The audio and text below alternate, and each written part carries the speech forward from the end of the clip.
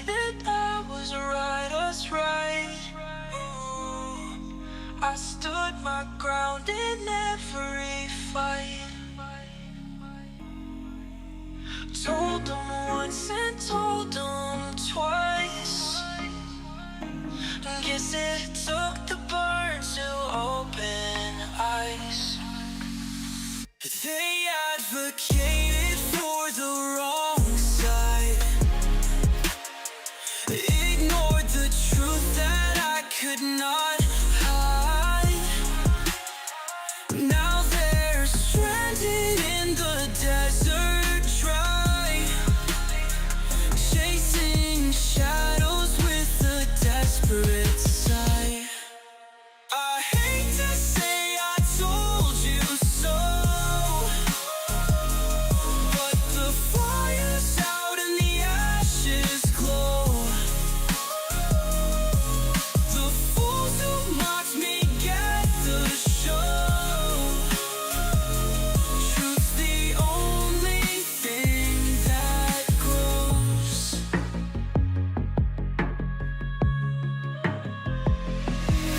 They fought me hard, pushed me away. Now their blind faith led them astray.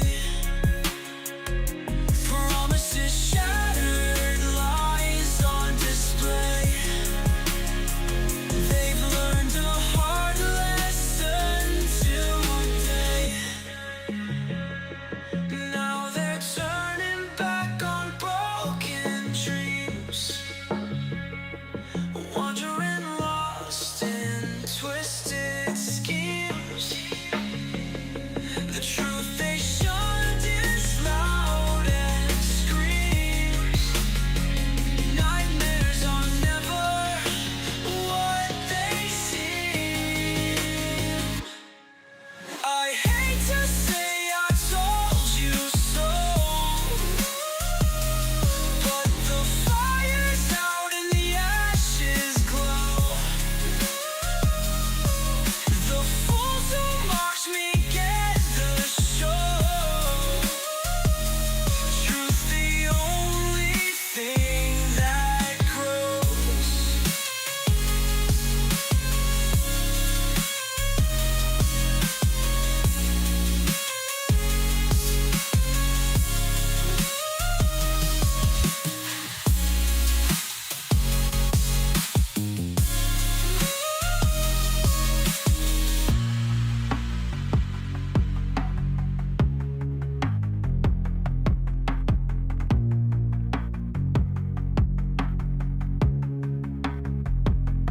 Now they're turning back on broken dreams, wandering lost in twisted schemes.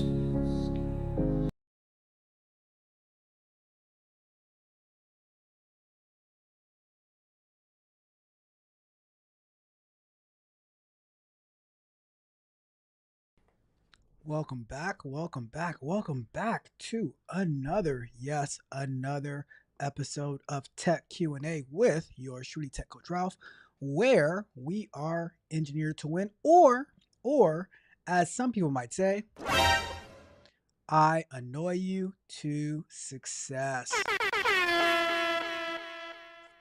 How is everyone doing tonight? Hopefully everyone is having a phenomenal week. We are on our second day of the work week, but guess what? We do not miss. We might get tired from time to time, but we have to keep on keeping on, keep on moving forward, never looking backwards. Tonight, Tech Q&A, I have a series of questions. Let me turn on the link to call. Let me turn on the ability to call in as well in case anybody wants to have a conversation. The lines are open as of right now. So the link is pinned to the top of the chat, is in the description. Feel free to call in. Also, I have in the pinned to the top of the chat a form to it's like a content creator questionnaire if you're interested in being a content creator. If you are a content creator, I want to know what are your thoughts, what hardships that you're having, because I'm I'm trying to make my content that what I use to help me get through setting up a lot of content a lot faster. I'm trying to make that available to other people. So I want to know your thoughts. What are your goals and things like that? What challenges that you have, so that so I can help you help yourself in getting even more content out there more efficiently. All right. Let's jump into our agenda for today, and then we will get to the chat, and then we will get to our questions for tonight. So first and foremost, I have to say a big, big, big thank you to all of the subscribers to the channel, those who are brand new, those who have been with me for a very, very long time, those who are very active in the chat and in the comments, and those who watch from the clouds. Those who lurk in the shadows, I appreciate every last one of you. I appreciate you. And shout out to all of the Tech Coach Ralph patrons, Patreon members, my tech barbarians that I work with one on one, my tech project members that I work with one on one, my technical explorers who are active in the Patreon and in the Discord, who are learning ever so often. Like, we are doing a lot of things in there. On the 31st, not the 25th, on the 31st of May, we are going to be doing a meetup and an interview with my guy, Rod Brown, with 1D. No, in the comments, he's just Rod here, right? But his channel, Rod Brown, formerly The Nourishing Word, we're going to be having a conversation with him, how he got into tech, how he balances his day-to-day job with the content that he creates, how does he avoid getting in trouble, offending people at work, things of that nature. We're going to be having a conversation with Rod Brown on the 31st of May. For I believe I have it currently scheduled from 2 p.m. to 4 p.m. I'm going to make a post about that in the Patreon, and we'll go from there. Right. So that's the plan. Let's see. Anything else before we get to it? Let me think. So that's basically it, right? But if you do want to sign up for the Patreon, and if you need one-on-one coaching, you got to sign up for the Patreon first, and then message me, and then we can talk about it. I have to kind of vet you, interview you to see if I can work with you one-on-one. Capacity is limited, but techcoachralph.dev, get access to exclusive content, really, really good stuff. And we might be able to work together. I might have a few slots opening, so we shall see. All right. But techcoachralph.dev, sign up today, get access to amazing information. And one of the members, they messaged me today or yesterday. They said, have you uploaded any more Scrum Nights? And I was, you know what, you're right. I have not been as consistent as I should be uploading the Scrum Nights. So I will be working on getting more out there between the next couple of weeks, so that you can have a better understanding of how it works in the agile environment, all of that good stuff. All right. Let's see. Quick housekeeping. Tomorrow morning, we're going to be going live with our large language models. Yesterday, we started off with conversational AI, and we were going back and forth, talking with the history. We're going to continue with that a little bit more tomorrow to finish out. Hopefully, we can finish out day 3 tomorrow, and then we will continue from there. And then tomorrow at noon, I'm going to be premiering a video on so that's our software explorations, concept and overviews. I'm going to be premiering how to upload a file to S3 using the AWS CLI, the Amazon Web Services command line interface, because one of the main things you'll be doing is uploading files to the cloud, and as well as other tasks. But we will be doing that tomorrow. If you did not watch the video on how to create your keys in AWS, you want to go back to last week, watch that, so that you can have your environment configured, and then you can actually upload your files to S3. How to create a bucket with the command line interface, how to upload the files from your computer to the bucket, and vice versa. That's what we're going to be covering tomorrow, right? So looking forward to seeing you there. We are going to have a ball. And then Thursday we'll continue with I think we have a couple of more unit tests to write for our ethical hacking port scanner. Then we go from there, right? Let's see. All right, that is basically it. Let me go and check the chat, and then we will get to our questions. All right, so let's see who we have in the building. So first and foremost, oh my goodness, I was hoping this did not happen today, but let me go and do that. All right, I got a message him saying what's going on. But we have my guy Junior in the building. Junior says, "What's up? What's up? What's up, family? What's good, Junior? How are you doing today? And we have the one, the only Rock, the Scrub Roxy in the building. Says, good evening, Techo Trough, and everyone. Good evening to you as well, Roxy. How are you doing today? Hopefully, you are doing phenomenal as always.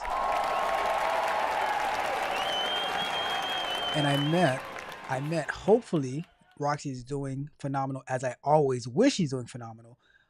I hope she's always phenomenal, but I cannot say she is always phenomenal.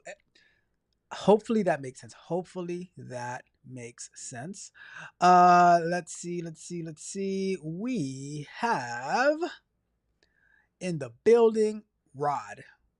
Just Rod. Not Rod Brown. It's just Rod. Right? And it's not just Rod. It's just Rod is in the building. What's up, Rod? How are you doing tonight? By the way, you guys subscribe to the channel named Rod Brown because tomorrow night Rod Brown will be doing his first I mean he's gonna be doing his first quote unquote live tomorrow night. He will be having a conversation with another content creator in the same space that he is in, and there will be so it's gonna be fun. You guys want to check out Rod Brown's, not just Rod, but Rod Brown's first official, semi-official live stream, right? He has been live on this channel, although he does not consider it live when he is over here.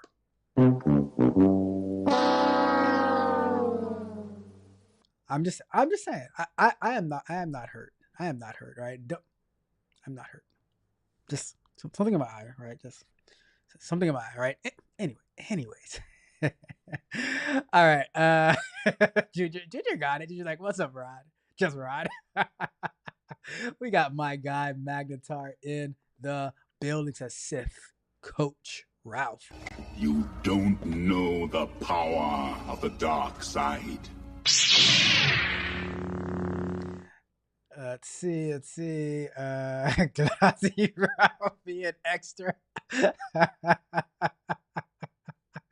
That is true. I am being a little bit extra. And Roxy says, I am always phenomenal. That's what I like to hear. Like, I don't want to speak for you when I say you're always phenomenal, but I have a sense that you're always phenomenal. So let's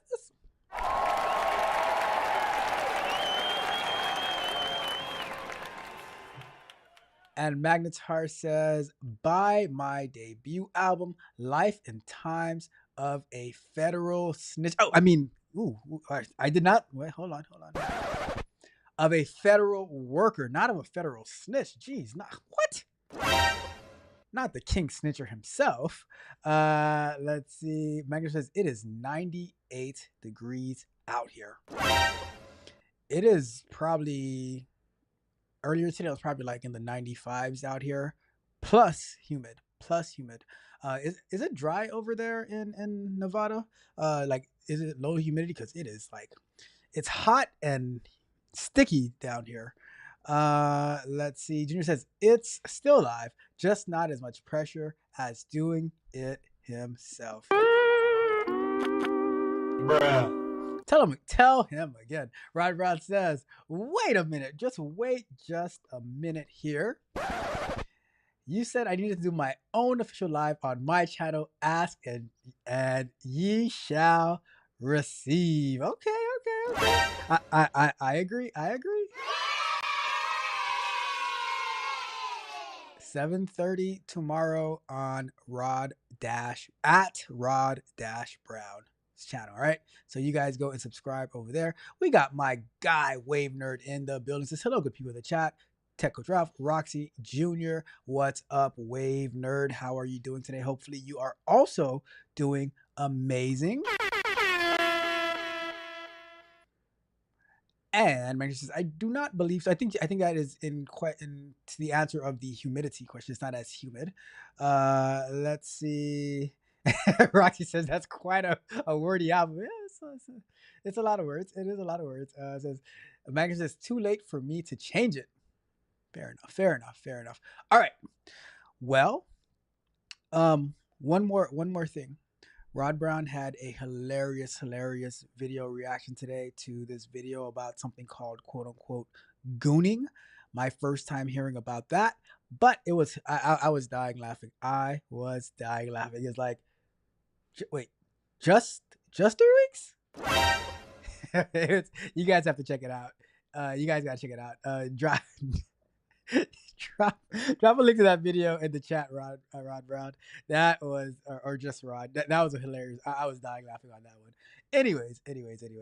It is time. It is time for us to get started with the show for today. So how about it? If anybody wants to call in, click the click the link. We can have a conversation. Rod Brown says, shaking my head, just so extra.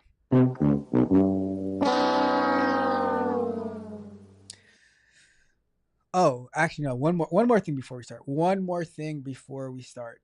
Did anybody see the friends with benefits kind of conversation from yesterday about the friendship credit score? The friendship credit score. I, think about it. Let me know your thoughts. Leave it in the chat. Whatever. I'm just curious. What do you think about the friendship credit rating? You know, how much leverage do you have? How much pull do you have? Right? How far does your friendship actually go? I'm just saying. And Magnus is waiting for Rod Brown's video on predestination and polygamy. You know, are some people predestined to be polygamous? There you go. You see, put two in one. Roxy says, stick to tech coach route. That was a very, very technical video, Roxy. That was a very, very technical video. I'm just saying. And Magnus says, yes, I saw the friendship credit score. Magtar, did it make sense or not? Was I off? Was I off or not? All right, let's get to our first question. So, question, 5 minutes to answer, 5-minute-ish to answer, and then we will get back to the chat. Feel free to click the link. Feel free to call in at any time, and people who call in, they get priority. Questions from the chat, they also get priority. Super chats get priority, of course. All right, but let's get started with our first question. Let's get started with our first question of the night. Then we'll get back to the chat. All right, so let's go. Another one. 3 months since layoff, and still no job. Any tips? So this company has closed the application with 464 applicants. Do you guys have any part-time data entry or QA work that I can still work with? Let me be your assistant. So let's start the timer on this one, right? Here's the deal. I know a lot of times that people, they will try to go after a job, you know. So let's say you've been in QA for 5 to 10 years, but what you did in QA, you never grew in it. So now you're like, oh, 3 months I still can't find a job. And here's what ends up happening, right? Here's what ends up happening. As companies start to grow and evolve, they start to expect more from people who have more experience in the field. So it's like, oh, like when I see people say, oh, I have 10 years as a manual tester, my thing is like, well, why didn't you grow into surpassing just manual testing? How come you never got into like maybe performance testing, into, you know, traditional automation, whether it's API or UI, things like that. So when people say like, oh, it's been like 3 months, number one, 3 months isn't that long. Like after a layoff, it's a very long time if you're not prepared for it. But I think after a layoff, it could take, you know, between 1 and 3 months to find another place. That's why you should always try to be prepared, have that buffer. But you see, the question that you're asking, Do you guys have any part-time data entry or QA that I can work with? Let me be your assistant. Guess what? Guess what? Assistants, they're kind of like they're kind of going out. They're kind of going out because now with the use of AI, we don't really need these executive assistants. We can just I'll tell you this. I have an assistant that follows me from meeting to meeting, taking all of my notes, emailing it to me afterwards, putting it in my Slack afterwards, and I can even have it email the person that I was meeting with to give them a summary, right? And it's very, very accurate. And if I have a recurring meeting with a person, it's going to email me or remind me before my next meeting to let me know what I spoke about with them the last meeting, right? So a lot of these things, a lot of these assistant stuff, they're getting automated, and that's why I always tell people, although you might get into a role at a entry level, low level, if you do not continue to enhance your skills, then you will be left behind. Because guess what? If you have a decent amount of experience in a manual testing role, right? Now you're good. Like you still have you're still focused on the job of what maybe an entry level person is. So now, like, if I'm a company and I'm looking for a quote unquote a manual tester, which I would not be, but if I'm looking for a role for a manual tester, I'm gonna look for somebody with who's like kind of new to the like not new to the field, but who doesn't they don't warrant a salary of a 10 years experienced person. I'd rather just get somebody who does automation and a bunch of other stuff, right? Because for me as a company, that would be inefficient. So my thing is when we're talking about, oh, I still can't get a job, any tips? My question is, what have you been doing before you got laid off? And since you've been laid off, are you just applying for every QA position that you see? Or do you know automation?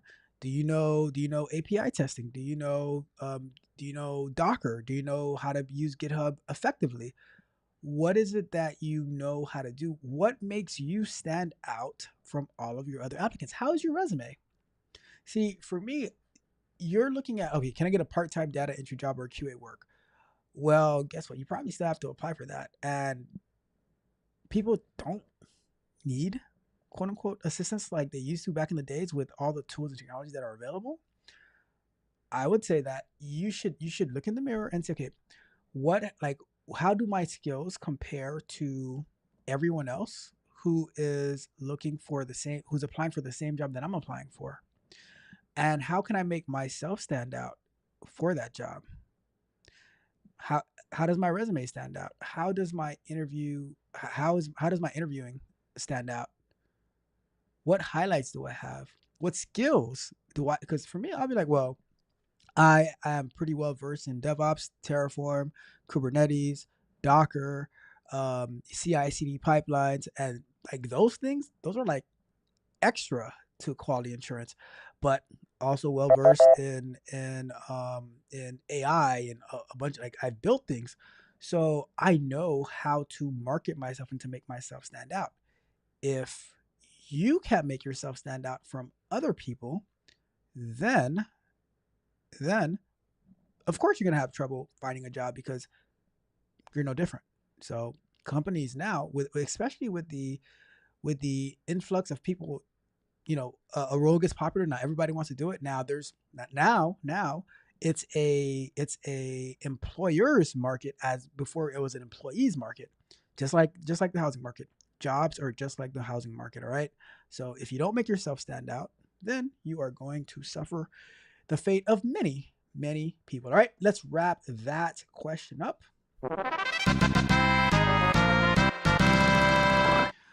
All right, let's see what we got going on in the chat. Do me a favor though, like the video, share the video, subscribe to the channel, hit the notification square bell so you can know every time we drop new content, and go live here on the Tech Go Drop channel. Check out techgodrop.dev. All right, let's see what we have in the chat. So Magnetar says yes and no to my friends with benefits / friendship credit score video. He's like, somewhat. He's in the middle, right? Let's see. Junior says, I love the idea about the friendship credit score. There you go. That's what I'm talking about. And Junior says, I should start telling people their credit score is too low to be rocking with me. Oh boy, I'm about to get some people in trouble. Who says, Rocky says, what is your friendship credit score? Are you asking what my credit score is? Like, or what do I mean by having a friendship credit score? If it's the latter, I mean that so I broke it down. I broke it down in the video yesterday, but basically, you like friends should have mutual benefits to one another, meaning that it can't be on one side it's like um one friend is doing everything and the other one is only benefiting from that friendship. And so I was saying that you should like and I was saying that friends should mutually benefit one another in helping each other grow, helping each other win, helping each other be successful. And if it's always like one person is doing everything, then that's going to be exhausting to the person who's doing everything. The friendship credit score, which can be built over time, is how is that relationship being built. So if it's like always one directional, then that might be a low credit score. But if you guys are mutually benefiting each other, then that credit score should be pretty decent, right? Rod Brown says that I have a 689 rating with Tech Coach Route. Be fair, Rod Brown. Be fair. You did go to 690 for like 30 minutes, and then something happened where you got your credit rating got dropped back down. All right, just saying. So I did give you a bump. Okay, you squandered it, but I did give you a bump. Wavener says in the times we are in and heading to, if we are not making money together, we are not friends. Interesting point. Interesting point. Roxy finds that hilarious. See, I knew you would come around, Roxy. I knew you would come around. Miss Freckles says, I'm late, but I'm here cooking dinner. The chef hat is on. Welcome, welcome, welcome, Miss Freckles. How are you doing today? So happy to see you here as usual.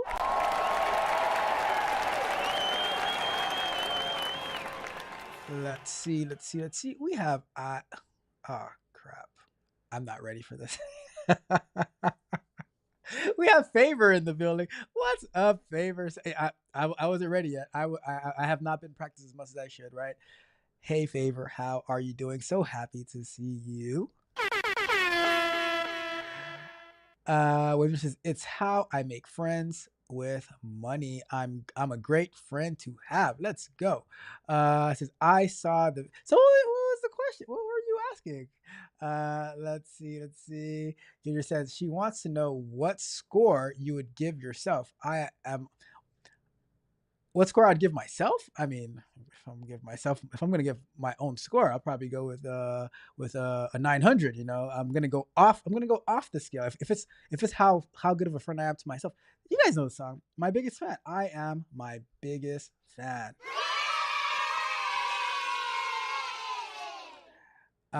Says, what's my score?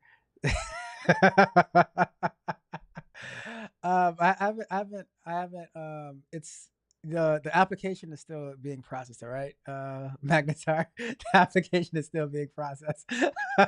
Favor says, "Oh lordy, oh lordy." I'm just not ready. I wasn't ready. Okay. All right. Let's get to the next question before I get in trouble. All right.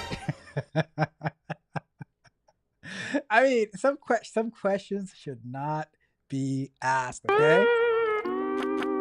Bruh. All right. Let's get to the next question. Another one.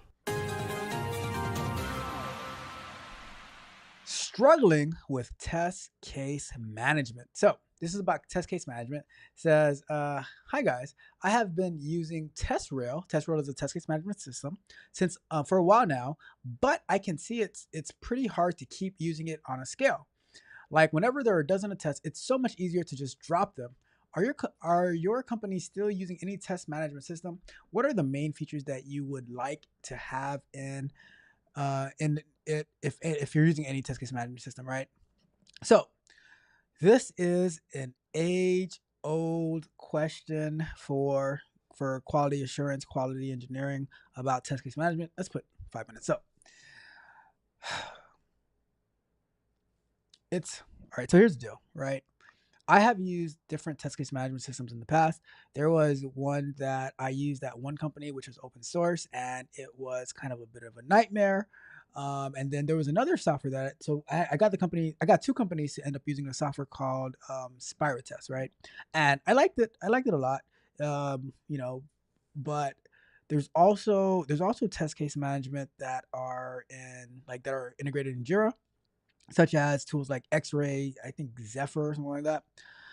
The thing is, every test case management system that I have used, it's just a lot of overhead on it, right? Because although it is inefficient to use like a spreadsheet like Excel or Google Sheets, it's just so much faster to get it in there, but then it's hard to look up and document what passes and stuff for future runs and stuff like that, right? If I had to if I could do this, right, which I'm pretty sure I can, I just have to figure out how to do it. But my preferred system would be to have my test cases checked into code, and then have that to be synced to a platform such as whatever is integrated with Jira, right? But I would prefer I would prefer that let's say you're using Gherkin syntax or whatever, and you have automation tests. You can have a tag for also manual tests, right? So I write all of my tests in Gherkin syntax, put it as part of the repo, and then I would want it to, like, once it gets pushed to GitHub, that there is some type of connector that's going to be syncing it from my GitHub repository feature files into my whatever that test case management system is. Let's go with X-Ray or Zephyr tools, for instance, right? That would be my preference. That I don't have to worry about trying to link test cases and like doing line by line and stuff. It's just I just wouldn't I would prefer not to do that. And then I would also want the option. Let's say we're using Jira, right? I can just put a tag of what the ticket number is. Let's say the ticket number is TCR 123-123, right? I would want to say put a tag for TCR 123, and then now when I push it to GitHub, it's going to connect to Jira. It's going to find the TCR 123 story, and it's going to link the feature file as test for my story, for my feature, for my test case. That would be that would be my preferred way. I know I've seen different tools that kind of do some of that, and there's also, like, for tools like X-Ray, they have APIs that you can probably try to figure that out. It does take some development, but for me that would be the optimal way, because I hate having to put the same information in multiple different spots. So if we can just do it all through code and through repository management, that would be my preferred solution. Um, because the test case management systems, they're very clunky, because you can't really control them yourself.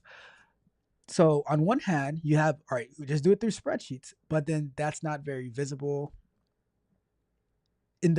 initially, like right then and there. Very easy to work with, but then when it comes, like, it's also not really good at scale, because what's the word I'm looking for, when you're trying to look it up in the future, when you try to document future runs, it doesn't work that easily.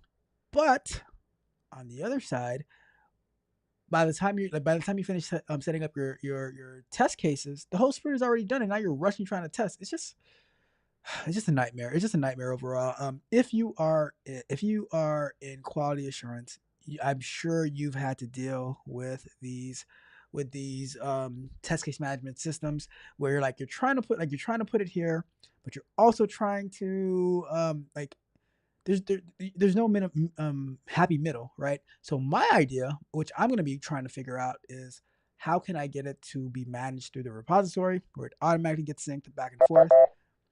One source of truth, so that if I'm updating it here, it automatically gets updated everywhere that it's being referenced, and it's linked to the automation test as well. So we shall see. We shall see. All right, let's wrap that question up, and let me check the chat. I see Monica's in the building with some ideas as well. Let's get to it.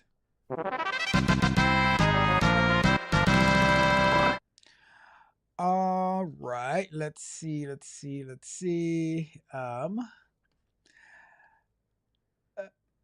Maggie says, I suggest it gets expedited. Whoa.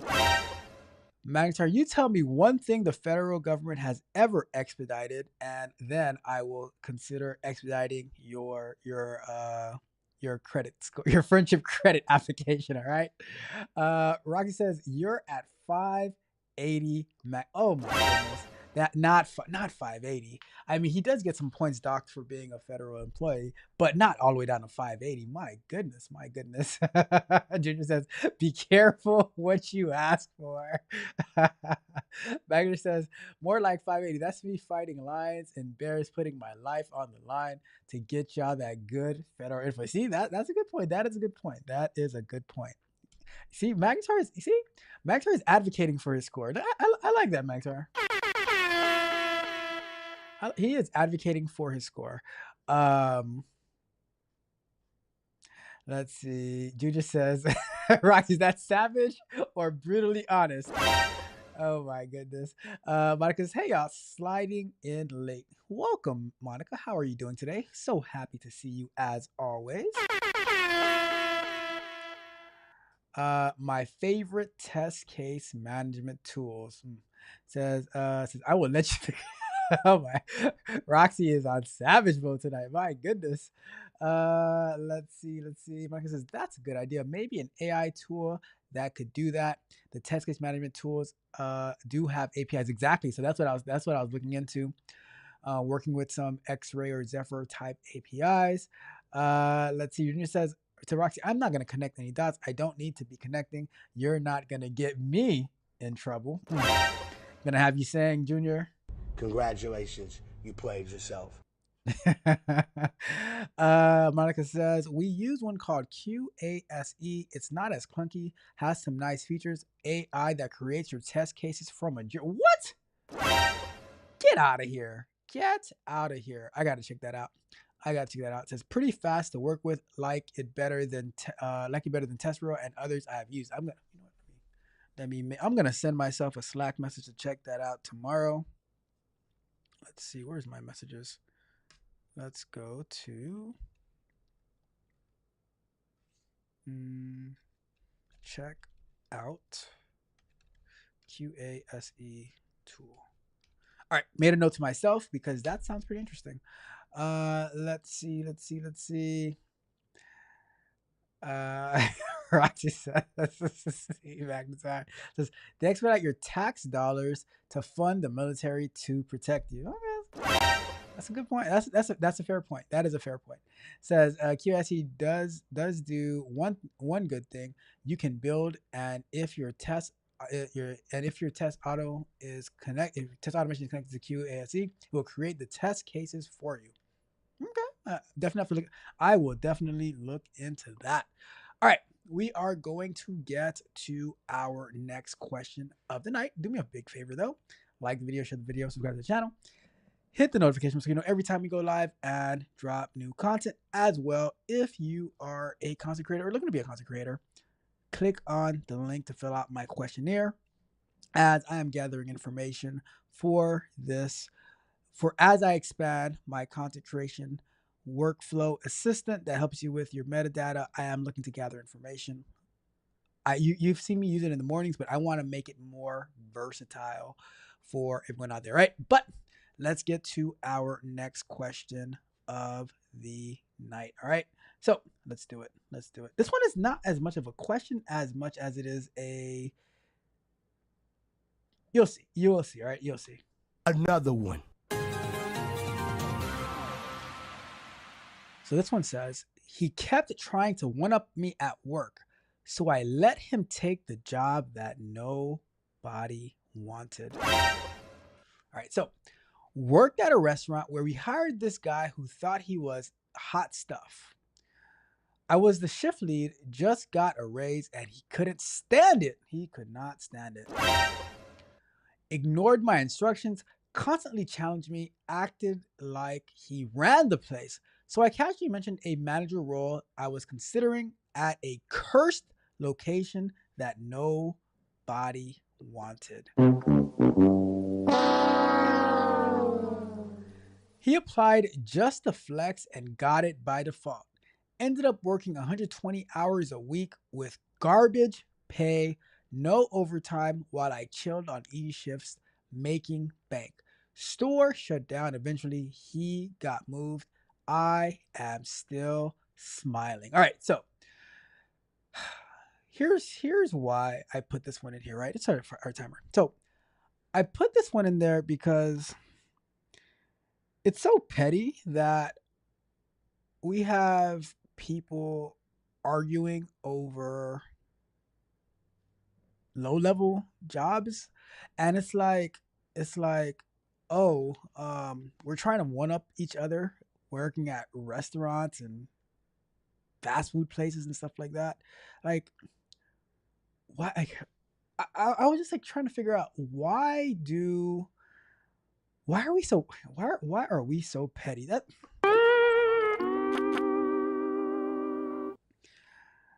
and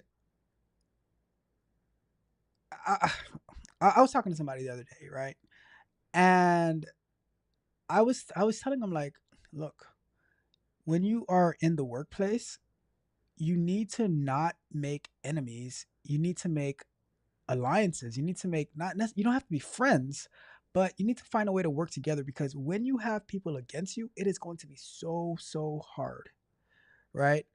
And a lot of times, because of ego, like both of these people in this story has ego, and the person, I guess, you won, but what did you win?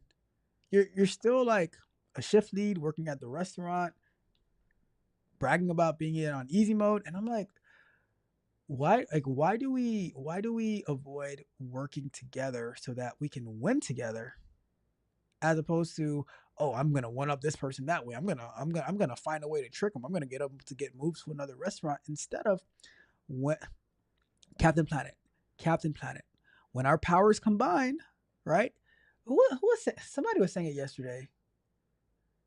I forgot who. I forgot something about like Power Rangers and stuff like that. Individually, we all have our strengths, right? But when you bring those strengths together, so like when I'm reading this, right, it's on the like it sounds funny, but now like you're bragging about just chilling at a job instead of looking for growth and development and how to be better and how to work with people. And this person, you know, he got moved. I guess you won, but what exactly did you win? You're still in entry level roles. Like for me, I'm looking, right, how can, and this is where it comes. This is where we come back to. This is where we come back to the friends with benefits, right? As Wave Nerd was saying, how can we work together to help each other grow? How can we help work together to help us each other make more money? How can we make more money? Right? And people are always fighting, backbiting.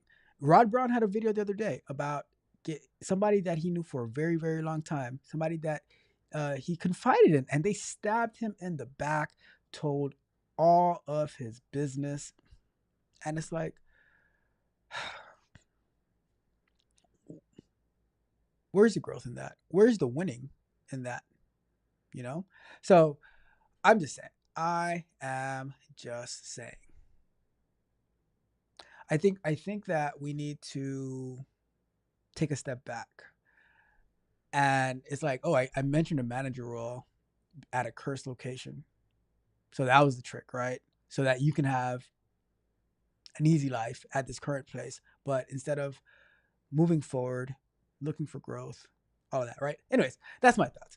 That like I saw this, I'm like, man, when I'm at work or when I'm coaching people, I'm always trying to strategize like, okay, how can we maneuver? How can we pivot? How can we put ourselves in a better position of leverage so that we can be seen, we can get opportunities. We like, how can we put ourselves in a position like, oh, you know what? We're looking for somebody to do this. Oh, you know, this person, they've done X, Y, and Z. They would be a good candidate to do it. As opposed to, oh, I'm trying to like sneak around, trying to catch somebody off guard, things of that nature. So that's my thoughts behind it. I'm gonna wrap that one up. It just bothers me sometimes, like how we work against each other instead of working together to be successful, right? I think it's easier when you have people to bounce ideas off of. But you know, some people will just stay exactly where they are, while other people will continue to thrive. You know. So, anyways, that was my thoughts on that one. Just wanted to put that out there. Right? Let's wrap that one up.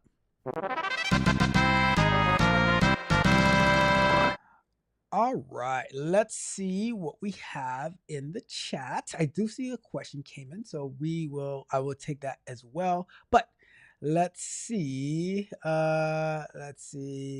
Roxy says 600, a good old 20, gave Magna a good old 20 points. Harsh.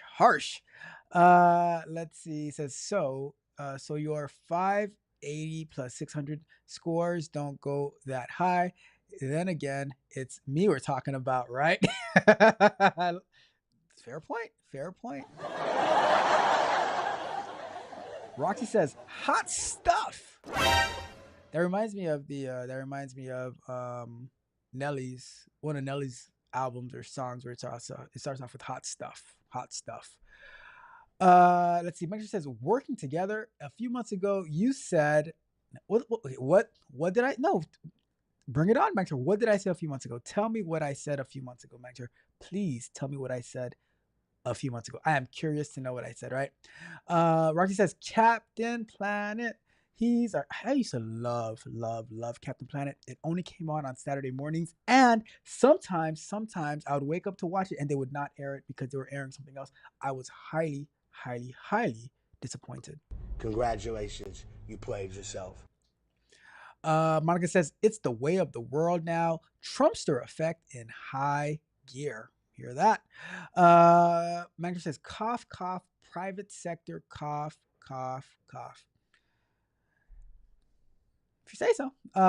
If you say so. I will still choose the private sector any day over the public sector. Junior says, later, y'all, Bible study. Have a great time. You have an amazing Bible study as well, Junior. Roxy says, where is Bible study? Wherever Junior is at. I will come back to that one. And Junior says it's a phone call at 8:30. There you go. Let's see. Magna says, be careful being friends because that might be me as your competition. I like the toxic environment. Be careful being friends because that might be me as your competition. I like the toxic environment. So I can address that. Magnetar. I do like the toxic environment of the workplace because it pushes you to look into new things to get better. But however, while I work in a very, very competitive environment, I also get along great with everybody that I work with. We are very collaborative. Because we all have a goal.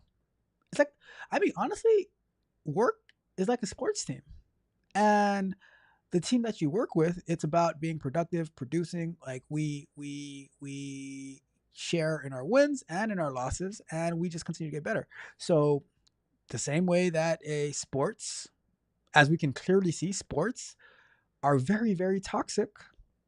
But the teams, for the most part, the good teams for the most part, they are able to work through any issues and come together.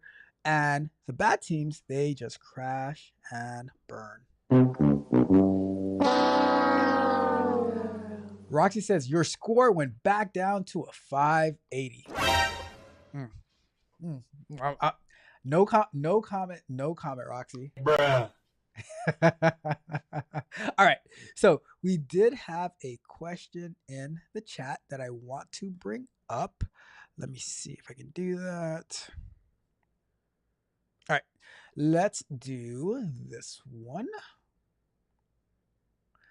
So Abdul says, I'm learning Flutter backend dev and then want to learn cloud engineering or DevOps. Is cloud engineering and DevOps can be learned without having backend experience? Should I start directly for cloud engineer? That is an amazing question, Abdul. Thank you so much for stopping by. Truly, truly appreciate you. I appreciate you. So I will let's put 5 minutes on the clock for this question because that is a great question along the lines of the things that we deal with on this channel. So I would say that for your question particularly, so first and foremost, I would say it's awesome that you're learning Flutter and backend development, but I would say that it's like you're not necessarily required to know backend development for DevOps or cloud engineering. Those more are based on networking, infrastructure, things of that nature. Can knowing backend development help? It can help because it might help with like understanding deployment procedures and stuff like that. But it is not a requirement because a big part of DevOps and cloud engineering is, so let's say you're setting up environments for deployments. So you might need to set up let's say you're doing AWS. You might need to set up Elastic Container Services, right? You might need to set up subnets and virtual private networks, load balancers. Those are more on the networking side. You might need like the infrastructure and the networking, right? That is more for the DevOps and the cloud engineering part, because your job as the DevOps, the cloud engineering person, is to make the available space, the available infrastructure for the back-end developers and the front-end developers to be able to deploy the application to. And you can even set it up in a way that it will be easy for them to be able to deploy to, like, setting up CI/CD pipelines. Not necessarily much code, much backend code involved there. What you would want to get involved in if you are learning, if you're into DevOps and cloud engineering, would be Linux, would be infrastructure as code like Terraform, CloudFormation from AWS. You would want to be well versed in you'd want to be familiar with Docker, of course, because how to deploy the application with Kubernetes. I would highly recommend that you tune into this channel on Sunday afternoons Eastern time, because that's when we're going through through DevOps. We've been working extensively in Kubernetes on Google Cloud Platform. Based on the industry that you're trying to get into, you would decide, maybe some cloud certifications like AWS, Microsoft Azure, Google Cloud Platform. If you are looking to be like possibly in the pharmaceutical industry, fintech, or in the either a government contractor or a government employee in tech, then it would be like Microsoft Azure for the private sector. AWS is normally like it's the biggest, most popular one. And if it's like a data type company, then possibly Google Cloud Platform. They all basically do the same thing, different pricing structures, different things like that, right? But there's also like part of the course that we're taking, we're eventually going to get to Ansible, to Packer, so many different things that help with setting up infrastructure. But you also, I don't know if I'd say CCNA necessarily, but but knowing some networking stuff about subnets, firewalls, domain names, and stuff like that. So all of those things are related and relevant to cloud engineering and DevOps. So does it help knowing backend? It can help with some stuff. Knowing how to write code can help with like getting familiar with how to write Terraform code, CloudFormation code. but it is not. If you don't have backend, it's not going to be the end of the world, because knowing how to work on these environments is what's the most important part. Um, yeah, I mean that's basically it. Should I start directly with cloud engineering? I think you can do both, right? I think it's important learning Flutter, learning backend to have that aspect of it, but to me, the two are separate, right? The two are two totally separate things. I think so. I think you can do both. Like last year in the morning on my morning shows, I was building an app. I was learning Flutter. But on Sundays, I was also doing DevOps. We spent a good chunk of last year doing Terraform. Created like a whole infrastructure for an application that we have launched on AWS. We've been using Google Cloud Platform for Kubernetes on Sundays. Um, so it's I think like if in college, right? If in college we're able to do 4 classes a semester, there should be no reason that on our own we can't allocate the necessary amount of time to do like 2 or 3 different courses. I mean, on this channel, in the mornings we're doing AI, large language models. On Thursdays, we dedicate 2 hours to do ethical hacking, penetration testing, and on Sundays we dedicate 2 hours to do DevOps. Right. So, and what that is like on paper, which is I dedicate a lot more time to this channel, but on paper that's like 6 hours of learning per week. So I definitely think that it is. You can do both, right? I did both last year while still working a full-time plus job, jujitsu competitions, my whole life, right? I just have to schedule things. You just need to schedule, put on your calendar. You can even join like the same times that I'm working. You can be working with me like a lot of people do, right? They'll be tuned into this channel, listening in the background while working, editing video, studying, stuff like that, right? So, and that's one of the reasons I have this channel, so that you can work in parallel with me. This is my study time, right? Well, tonight is Q&A time, but on the other shows, that's the time that I'm learning, that's the time that I'm studying, and you can do the same thing with me for whatever your respective course that you're looking to learn, right? And then we can talk about that as well, all right? So that is my thoughts on that. I think you can do both. Do the Flutter slash backend dev, as well as start picking up the cloud engineering and DevOps. It'll be immensely, immensely beneficial to you. All right, let's wrap that question up.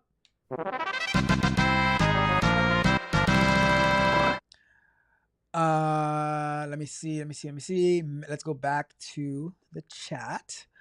Magnetar said that maybe I misunderstood, but the way you were talking, it's as if you didn't have a problem with the cutthroat behavior. Oh, well, no, I don't have a problem with the cutthroat behavior of life. All I'm saying is that when people are working together, so like I'll put it like this, right? I am not gonna be cutthroat to somebody who is working with me to help me get better, and I'm helping them get better. I'm helping them advance. However, I don't have a problem with cutthroat in general, because life is cutthroat. If if I'm walking through, let's say I'm walking down the street here in South Florida, and there's an alligator that is like, they got out of the Everglades and they eat me. That's cutthroat of the alligator, but I don't expect anything less from an alligator.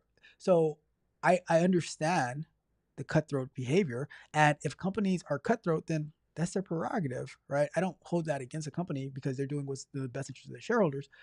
What I'm saying is that when you are working with people, it is easier to move things along faster, because look, I could not do all the development that's done on my team.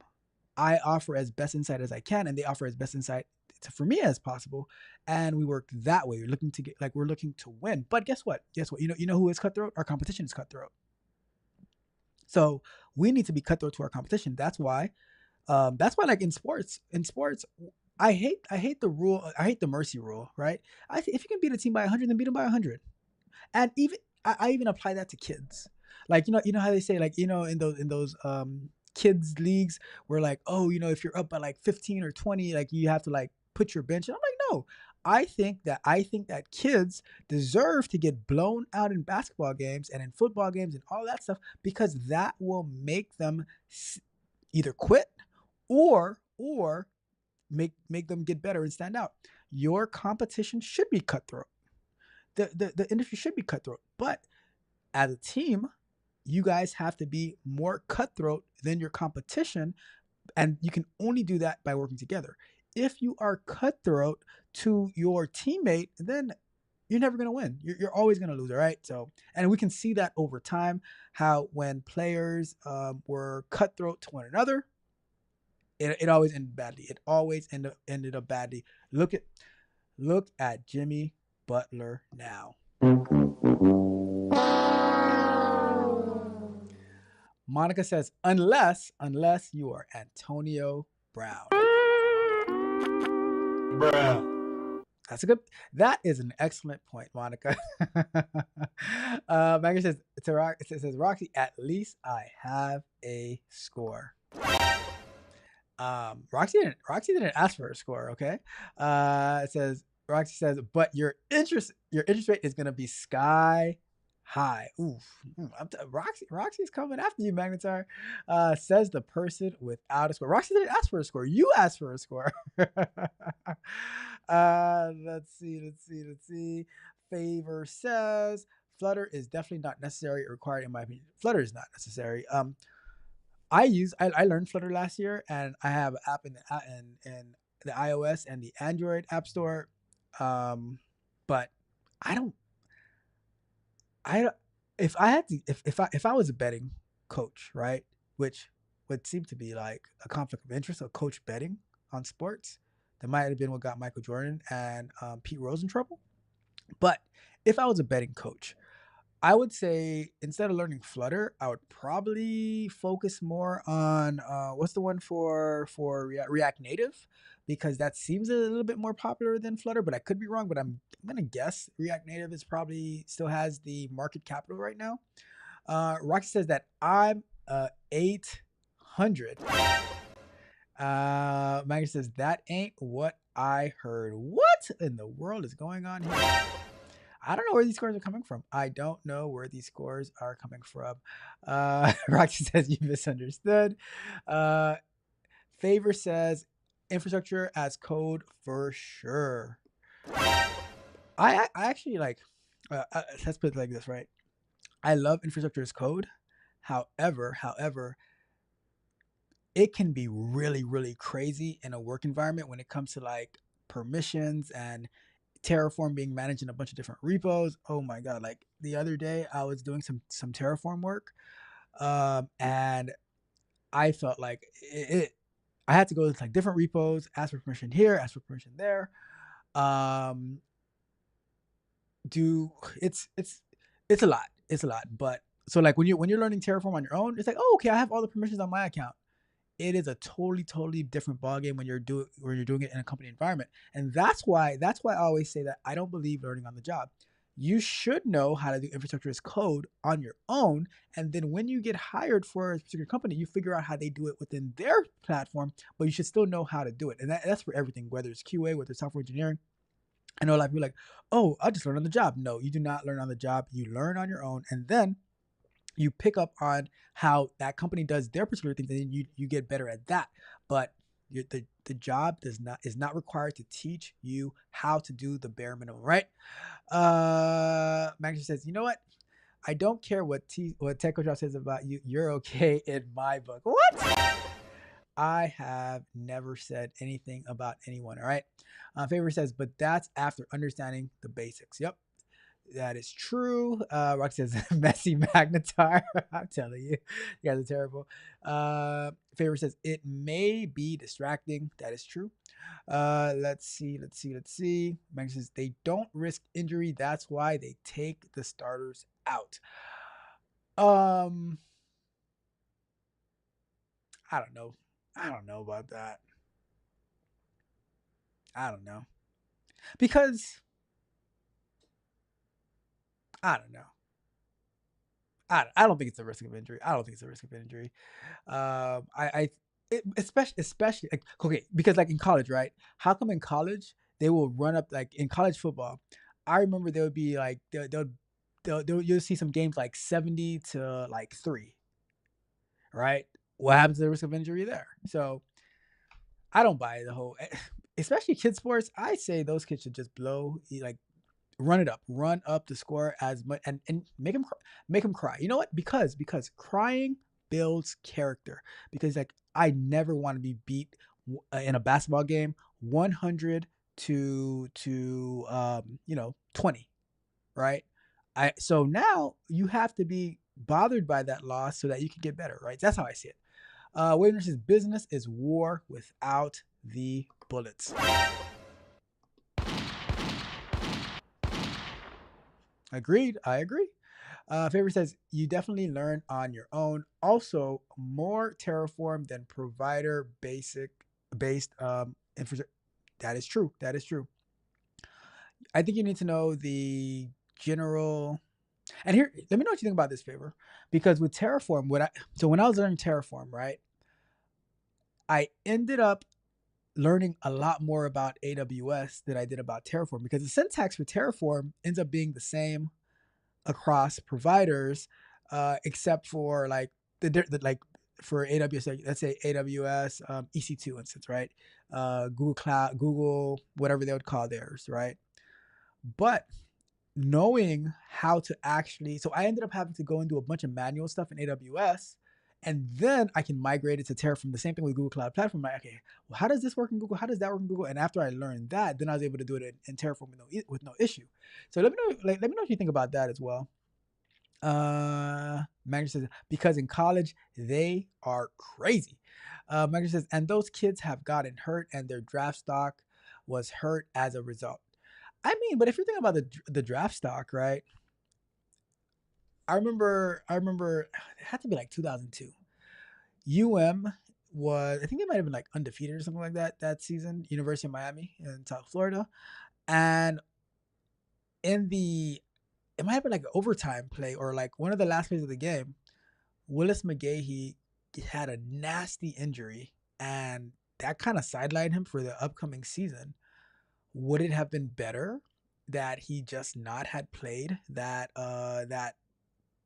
championship game?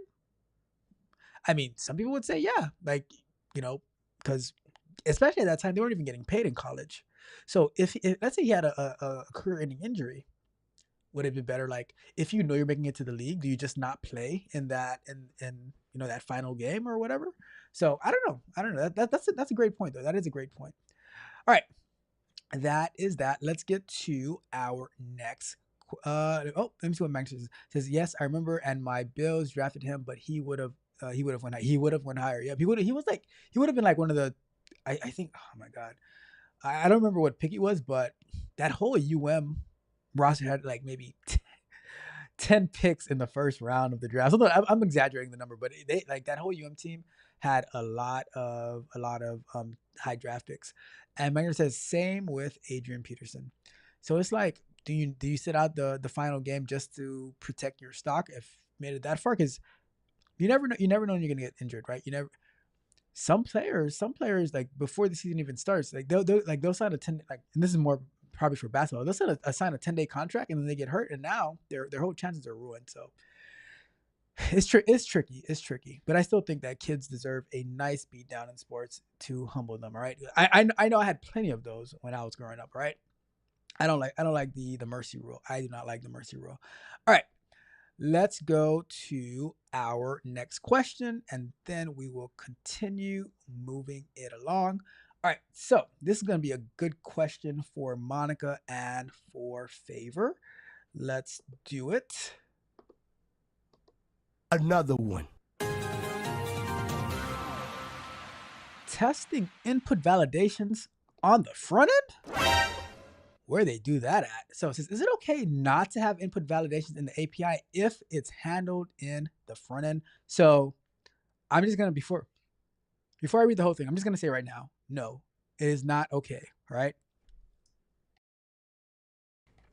But it says, I recently started my job as a software quality assurance engineer, and I've been working here for about 2 months now. Lately, I've been focusing on API testing using Postman And I noticed that the backend APIs were the backend API was working that I was working with doesn't have any input validations in place. To give some examples, there's no checks for special characters, empty strings, minimum and maximum character limits, proper formats for inputs like cell phone number. I raised a ticket to flag this and asked the backend developer to apply input validations. He tried to fix it using an alphanumeric regex in Go, but ran into issues, mainly that it didn't allow white spaces, which caused some problems in staging. For example, names or other inputs that need spaces.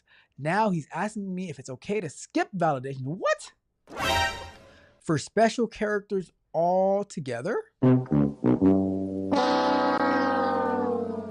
I wasn't 100% sure how to respond, so I told him that for now it might be fine as long as the API returns valid responses and is properly sanitized. Dirty APIs, all right? But I feel like I should push back on this more. So my question is it okay not to have input validations in APIs and rely only on front-end validation? Or should we always have validations on the back end as well? I really appreciate your insights. I'm still new to QA and I want to make sure I'm doing the right thing. All right, so third time around. Do I have any water in here? Yes, I do. So the third time around this one, right? So I think that there should be input validations in the API instead of on the front end, because if you're writing automated tests on the front end, it will take a lot longer and it's a lot more flakier to validate those. The front end should have on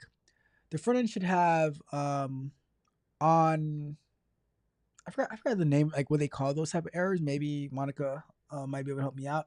But like when you like before you're even able to submit the request for it to get to the API, you should have some type of validation that's saying no, it won't even allow you to click the submit button if these things aren't, if like your phone number isn't put in correctly, if your email address isn't put in correctly, all those things, right? Special characters. But the API should be independent of the front end. If we're thinking about the microservice, right, the API should be independent of the front end. The front end is its own microservice. The API, the back end, is its own microservice. So there should be validation for the API standalone. So if you're and you don't need special error messages for every single type of input validation, right? So you can have a generic, the format for this field here is incorrect. The format for this field here is incorrect. Please enter a valid whatever that field is. I'm not going to say, we don't accept question marks, or we don't accept underscores and whatever. But I would highly encourage to not just allow the API to accept everything and hoping that the front end is able to do that job. Front ends are very, very flaky, a little change, and who knows what might happen. So if the I can't think of the name of it, right?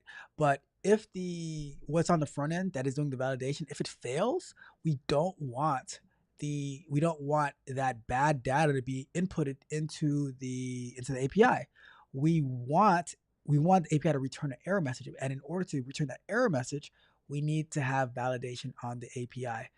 Now, I think that it is a cop out. It is a cop out by the developer saying, I just can't figure it out. Bruh. And it's unacceptable. Unacceptable. Rod Brown, if you are still here, what would you do in this situation? Would you ask for a cop out, Rod? Just Rod? Rod Brown? The nourishing word? TNW? Or would you figure out a way to make the validation work properly? So I am not in favor of front end validation only for input fields. You can have them, but that should not be that is the first line of defense. But if they're somehow able to get past the front end, you need to have the back end preventing that from happening, because you can get a bunch of bad data miscellaneous data, malicious data from getting into your database, and we don't want that. That's not good. So I think you should push back and not only rely on front end validation. All like I would say primarily have back end validation and then add in the necessary front end validation because I do not want to be doing a bunch of different variations of data on the front end. I try to have my front end tests to be more for end to end tests and for happy paths, some negative paths, but mainly happy paths. And I do a bulk of my testing on the API to make sure that if I put in there, when I first started API testing, I had about 1,000 different variations of test data running, and those tests would take about 5 minutes to run through everything, through like 1,000 different tests. So you can have as many input validation tests as you want to say, okay, this should pass, this should fail. Sometimes if you put a combination of data, like let's say you need like either a username and a password or an email address and a password. So it can say, all right, if I put an email address and a password, that passes. If I put a email address, a password, and a username, that fails. Like who knows, right? But I think that you want the bulk of your validation on the API, not only happy pass on the API, because then you are hustling backwards. So yes, I would definitely push back on the developer says, look, find a way. Find a way to get it done. All right. But that's about it. That is about it for that one. I'm curious to see Monica's thoughts on this as well. But let's wrap that question up.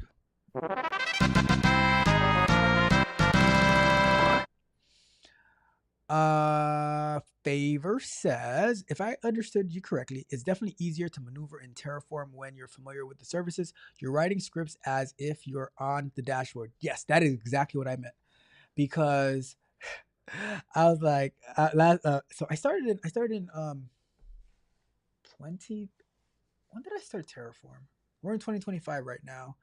I think I started in like maybe August of 2023 learning Terraform because they used Terraform at my company, but I had never used Terraform before.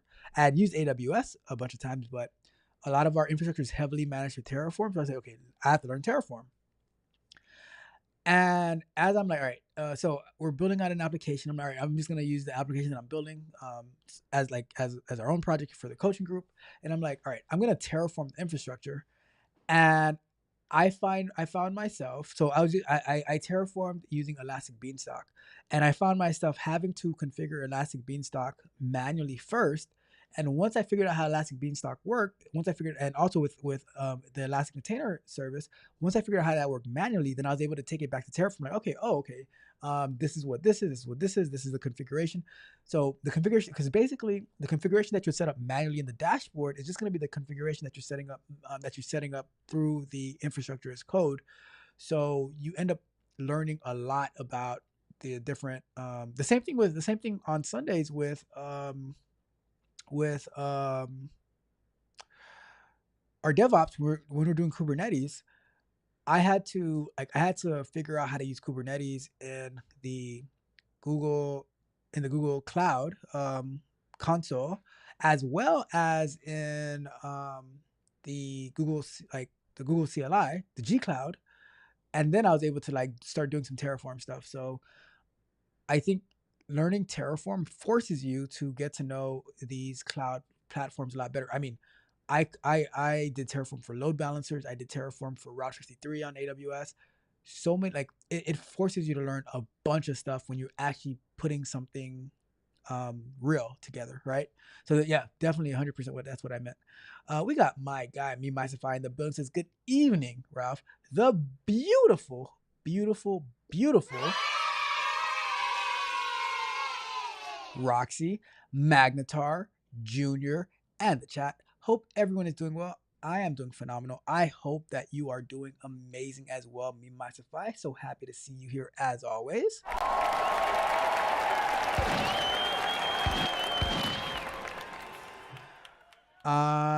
Let's see. Monica says correct. They should be validating the data before it gets to the endpoint, and if not, don't make the call. But most people don't do that. Yeah, that's what because like you'll see it a lot where I cannot remember the name of it, but it's like they're using JavaScript and stuff like that to make sure all the fields are filled out, make sure the format is correct. If it's not, then you won't be able to click the submit button. That's on the front end, but I do think that if if you are able to find a way around it, that the back end also has that validation as well. Like it says, they have tools like Zod they can use, not that not only make their API type safe, but also can do regular checks on the data, and it's not that hard to work with. See, there you go. There you go.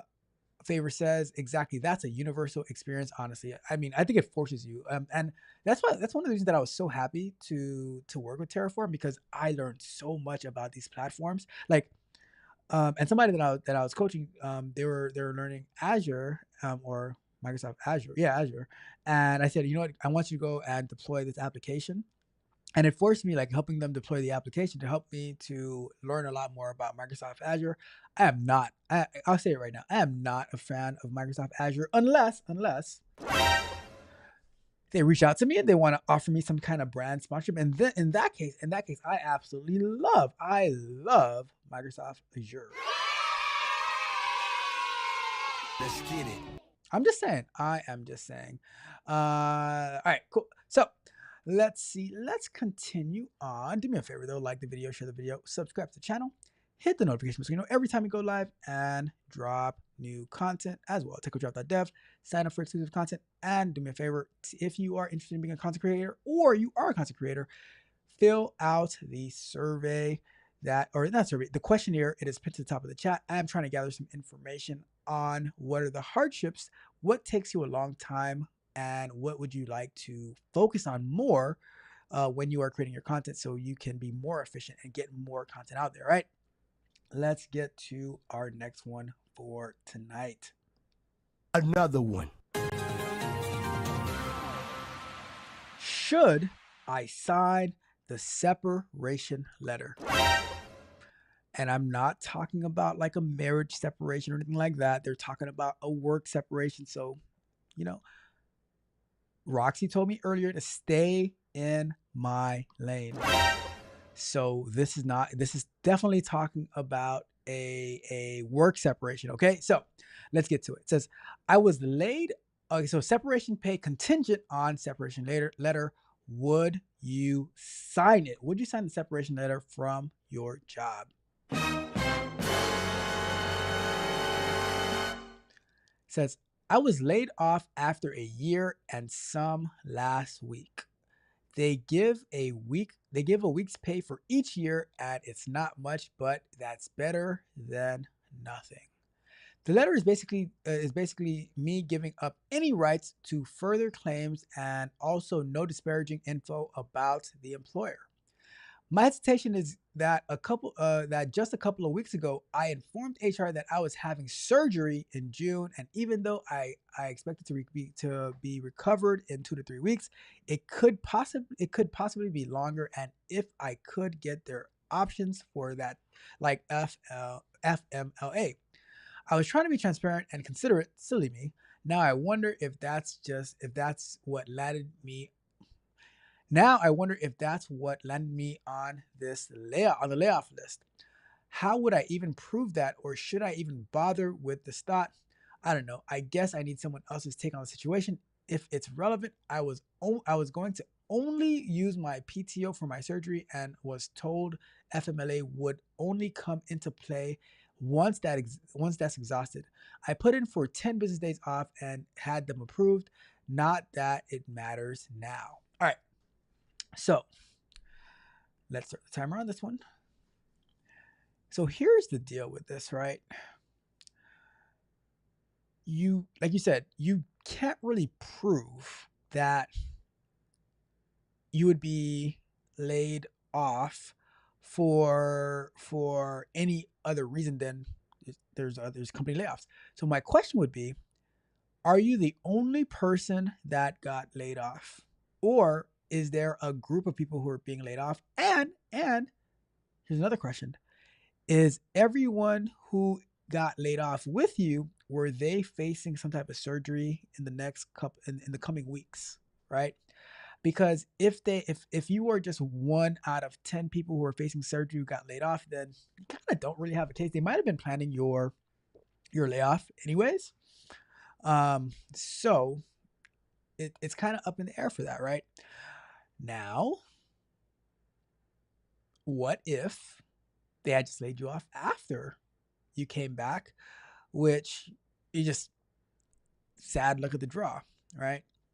And now the thing is, because you were there just for a little bit over a year, you only have your pay isn't that much. That you like your severance isn't going to be that much, which sucks. Um, and the thing is with FMLA, I don't know if isn't FMLA some type of insurance? That's not being paid out of pocket from the employer, right? I could be wrong on that, but I thought the FMLA was an insurance that the employer slash employee has. So I don't know if the company would be laying you off because you need 2 to 3 weeks to recover from a surgery.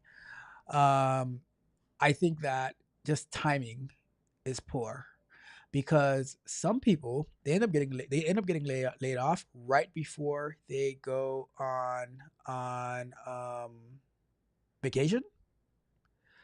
Some people get laid off while they are on vacation. Some people get laid off when they come back from vacation. I just think it's the timing that the company makes decisions. I don't know if it's I don't I could be wrong. I don't think it's your surgery that caused you to get laid off, right? So that's what I would thought. That's what I would think. Now, let's say you don't sign. Let's go with this. Let's go down the route that you don't sign the letter of separation, and you say, you know what, I'm gonna fight this. What does it take to fight it, right? So I would say probably need legal expenses. Maybe if you win, the lawyers will get paid that way. I don't know, but the question is proving it. I think the proper see and I would say the proper channel would be to contact a workplace attorney. However, a lot of attorneys they'll probably take on any case just to make just to like go to court. Now the company's money might run a lot deeper than your legal expenses. And how strong the case is actually, because like I was saying, if there were a bunch of people who are getting laid off at the same time, and you just happen to be somebody who's having surgery in the coming weeks, also it's not HR. A lot of times when there's a downsize in a company, it's not HR who's making the determination of who is getting laid off. It is the way that it would happen is the decree comes on the decree comes from up high. It says that we need to cut every department by like 20%, right? And then so now they give it to the manager, say, all right, we need you to decide 20% cut. And the managers have to they go through whatever process they go through. I don't know what it is, but they go through a particular process to see, okay, what do we slash, where do we keep? And it just might have been you were on the chopping block. Maybe you were like one of the newer people. I don't know. Like some companies might say, we don't need this position anymore. We can consolidate these positions. Or they might say, okay, this is the newest person in, so they're going to be the first person out. I remember when a company that I was working for, they got rid of an entire department. And they said, well, we're getting rid of this department, but we need somebody to be able to maintain the workflows that they used to do. So they asked me to do it. I'm like, all right, cool, whatever. I don't really want to do it, but it was an opportunity to learn a different process and learn a different system. So all right, fine, I'll do it, whatever.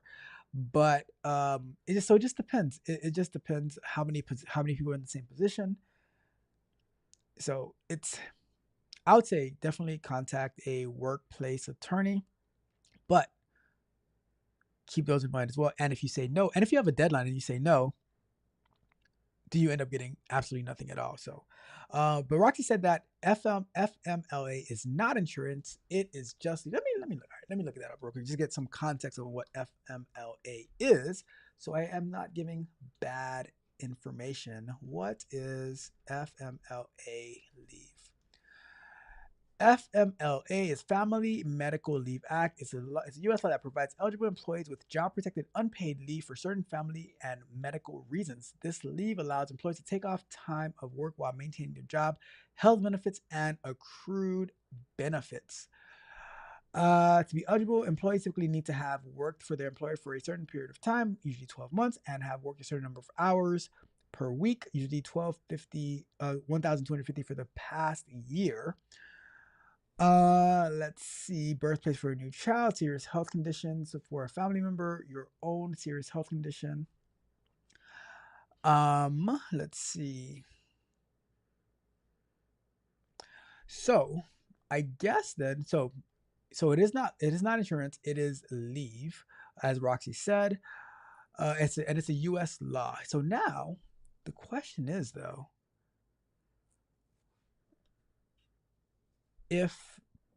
if you didn't end up going on that FMLA leave, then I don't know. That's interesting. So you have something upcoming, but they lay you off, and I guess you'd have to prove that they laid you off because you're going on leave, and that was not just an additional part of the story. Like, oh, I have leave. Like, oh yeah, but we're laying you off for this other reason, for the 20% cut. You're just one of the person who didn't make the cut, and now you're getting laid off. Your leave in whenever it's happening is sorry. So I don't know. But definitely contact a workplace attorney. Do it quickly, because if there's a deadline on you signing the paper, then it could be you might lose out altogether. So you might lose the case, and you might lose that 1 week of paid severance that you would have had. All right, but let's wrap that one up.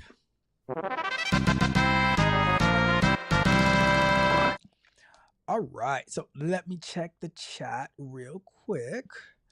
Let's see. Abdul says everyone's going into AI, machine learning, and data science, while I'm learning Flutter, backend, and planning to move into cloud engineering. Sometimes I feel confused. Am I on the wrong path with AI replacing coding? So I would say that I don't think that AI is replacing coding. I think that AI is going to complement coding. I think that there's some people who enjoy vibe coding, but I don't think coding is going away. From what I think it's a complement. It helps go faster, but you still need, because what happens is a lot of people, they just have the AI write the code, but AI might be writing the code very clunky, very flaky, and stuff like that. So knowing how to code and making sure that AI is doing the right thing is a very, very important big part to it as well, because if not, then it can cause catastrophic damages. But I think that I don't think that going into cloud engineering is the wrong way to go, because there are what is the hottest real estate right now? The hottest real estate is building data centers. Companies, there are not enough data centers that we have, and they're putting, I think we read an article a few months back that they're putting data centers in Arkansas, South Dakota, a bunch of places, right? Data is king. I think that AI, machine learning, data science, they're important, but the infrastructure to run the AI, the machine learning, the data science is also very important, because guess what? Without the cloud engineering people, without the DevOps people, they're not going to be able to do any of this stuff, right? Because for all those that you mentioned, they need the data centers to be able to run their platforms, their applications, all that good stuff. So that's why for me, I get jiggy. Yes, as Will Smith said, getting jiggy with it. I get jiggy with the AI, with the cybersecurity, with the DevOps engineering, and on Sunday we installed the N8N application on Kubernetes because I'm going to be starting to explore that as well. All right, so don't get discouraged, don't get confused. If like, and I'll tell you this, right? Getting like getting your foot in the door of one of these things is your gateway drug to understanding a lot of this other stuff better. Whether you go into the, like cloud engineering, or whether you go into the AI, machine learning, data science, right? Being like understanding one thing and getting that domino effect going is going to help you pick up on other stuff a lot faster. So, and that's what helps me to be able to pick up on these things, because it's like it's a domino effect, you know. So don't feel confused, don't get discouraged. That's why I say do both. That's why I say do both. Favor says we're all flaky, so it is okay. Rocky said that's not insurance, it's leave. Correct. Look, I've never taken it, so my bad. Says, and Rocky says it is normally abused. Wow. Rod says leave is always abused. Jeez.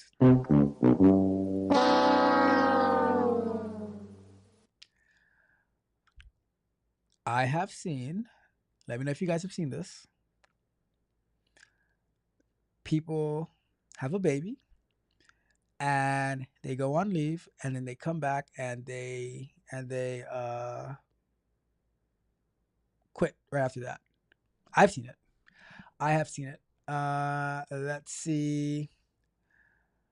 Favor says traditional software engineering coding is different from cloud engineering, though. I think cloud engineering is more promising at the moment. That's what that's what I was saying. I think that with the amount of data centers that are needed, um, and think about it this way too, right? Think about it this way. With the vibe coding and with AI helping with coding, there's going to be a lot more companies and startups that are going to be popping up, and they're going to need infrastructure. So you can even be a cloud engineering consultant where you are offering services to set up people's infrastructure for them and all that good stuff, you know, do their deployments. Like let's say you have engineers, you can say, well, I will be your consultant for I will be your consultant for cloud, for the cloud, where I can get your applications deployed as necessary, right? So I, th- I think I think I think the opportunities are there. We might have to be a little bit more creative with those opportunities, like moving forward, but the opportunities are there. Let's see, and Magnetar says thumbs up to the leave. Abdul says, which role is more challenging and stressful? Cybersecurity, DevOps, cloud engineering, full stack app development, or data science, machine learning, AI? If I had to pick one, I would probably say I'd probably say cybersecurity. I've heard that cybersecurity folks are stressed the out. That's what I've heard. I don't think DevOps is that stressful. I think once you know DevOps, and you know like DevOps and cloud engineering, and you know your providers, like there's stuff you need to figure out, of course. Like and I've seen like different teams do like these different type of migrations from like databases and stuff like that. But I don't know if that's as stressful as cybersecurity, because with cybersecurity you are almost always on call, and and not to mention like especially like the size of your company, there's always threat actors who are trying to get in, trying to steal data, and you can have a code red at any given moment. So I think that to me, I would say cybersecurity is probably I don't know if I would say most challenging, but I definitely the most stressful. If I had to choose the most challenging one, I would probably say data science and machine learning might be the most challenging one. Why do I say data science and machine learning? Because you're gathering data from a multitude of sources, a multitude of databases, and you're trying to tell a story with that data, and you're trying to do like and you have to end up using my arch nemesis pi plot libs. Yeah, that's my arch nemesis. So I would say challenging data science and machine learning. Stressful, I would definitely go with cybersecurity because of all the things that come from that. All right. Let's see. Magnetar says, "Yikes, wowzers! We just looked at that cybersecurity degree a few weeks ago. Look, cybersecurity is a very, very rewarding field, very, very in demand. As we can, like every Friday on the Bug Bite, I'm talking about some type of cybersecurity breach. We're going to be talking about the Coinbase breach this coming Friday, where they had to pay 400 million. It's going to cost them about $400 million.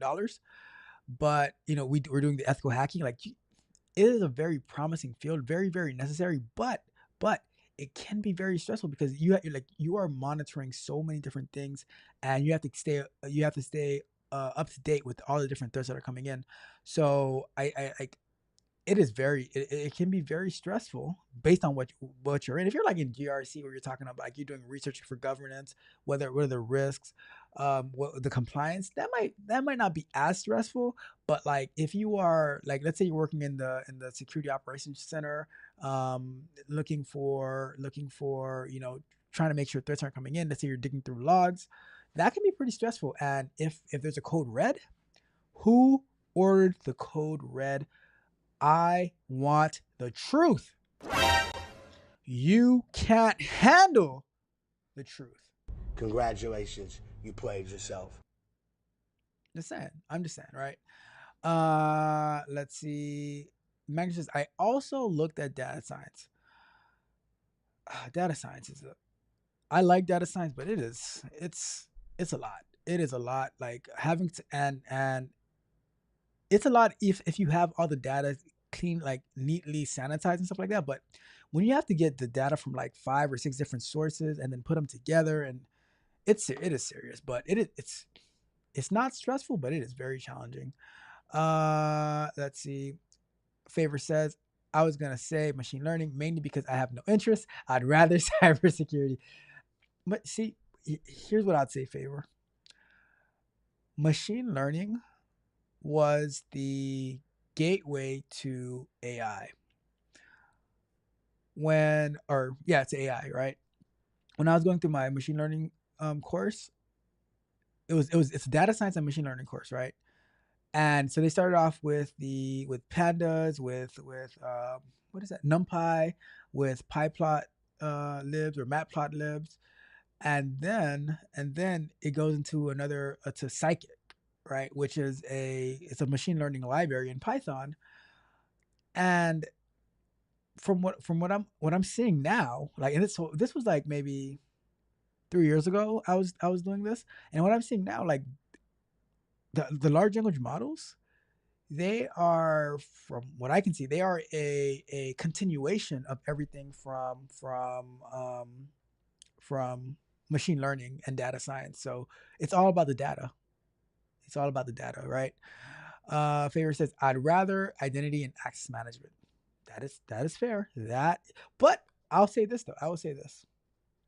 That can also be stressful because you need to know what all the permissions are doing. You need to make sure that you're implementing a zero trust architecture so that the right of least privileges. And if someone requests a particular permission, then you have to research and say, okay, what does that permission do? Should we grant it? Is there a lower level permission that we can give them before, so that we don't give them too much? What if somebody infiltrates our IAM? So I think I agree with you that IAM is awesome, but it can also be challenging and stressful as well. But they do get the bag.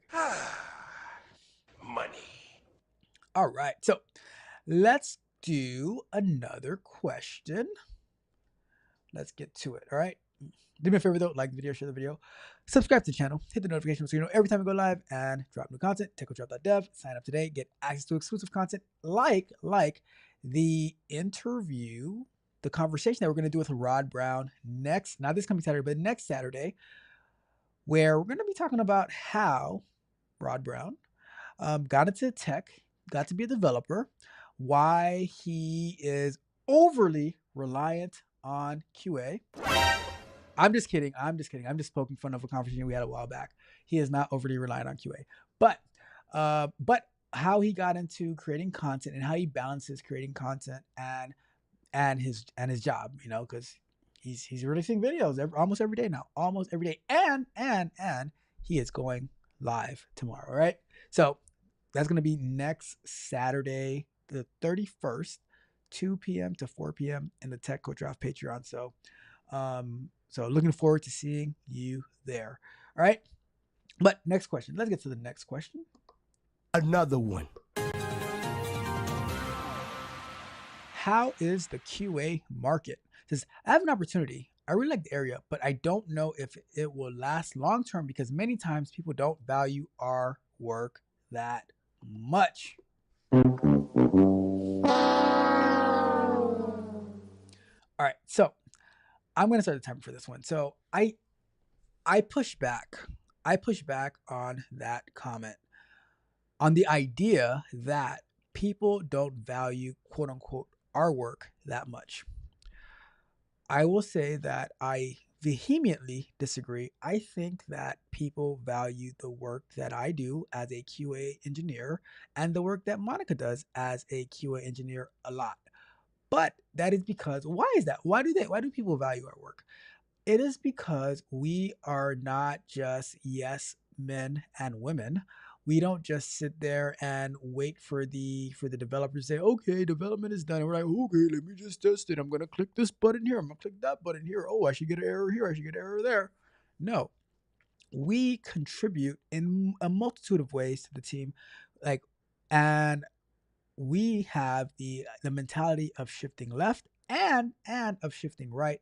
How can we better serve our stakeholders, to be honest with you? Because for me, I have multiple stakeholders. My stakeholders are my engineers, my product manager, engineering manager, and our actual stakeholders for the team, and our customer base, right? So I'm always looking for, okay, who am I working with in this instance and what do they need from me? So I'm always thinking about, okay, what are the risks? What are the challenges that we're going to have for this, working on this feature? What can we do to alleviate those risks? I'm always thinking about, okay, is this acceptance criteria clear? Oh, what feature can we also, how can we make this even more useful to whoever's using it, right? So I think the issue comes in when I would say, here's a question, right? Why do you believe that your work, I'm not going to say our work, why do you believe that your work is not valued that much? Is it because you are not adding much value? And see, we're going back again to the friends with benefits, right? What value are you bringing that needs to be valued much? If you show up to meetings and you just sit there, you don't say anything, you don't question anything, you don't contribute anything, then why are you here?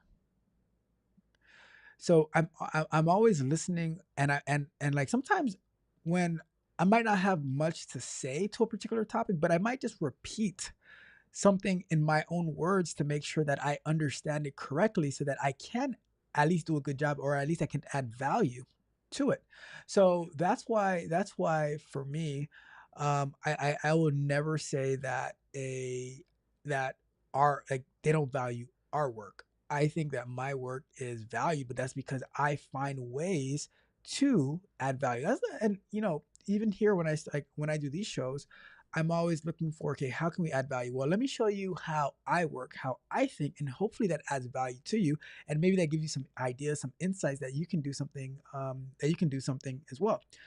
I am always looking to push people, so that they can take on new challenges, they can go to new heights, as opposed to just sitting around and waiting for something to happen to you. No, we need to be in control, and so it could be as simple as, all right, well, let me ask these questions, let me start writing these tests, let me start automating. I think that if you have a feeling that you don't add value, people don't value you, then you need to say, okay, well, how can I add value? You know, how can I adapt to the situation? The QA in 2025 is not QA from 2018. I still see people promoting their boot camps for manual testing. I I don't know. I've probably seen, like, in the past 3 years, like, three manual testing jobs on LinkedIn, and I have no idea if people anybody ever gets hired for those roles. So with the with the flooding, and as the show is titled, like, with the flooding of these little boot camps for software engineering, for QA and stuff like that, it other than it's like a big heist, right? But what I see is that a good amount of people sign up for them. So now, where you might have had like 80 people applying for a job, now it's thousands of people applying for the same job. 90% of them are unqualified. So now you have to like try to sift through who is qualified. And if you are working from a 10-year-old mindset of how an industry is, then that's why they're going to feel that you don't add much value.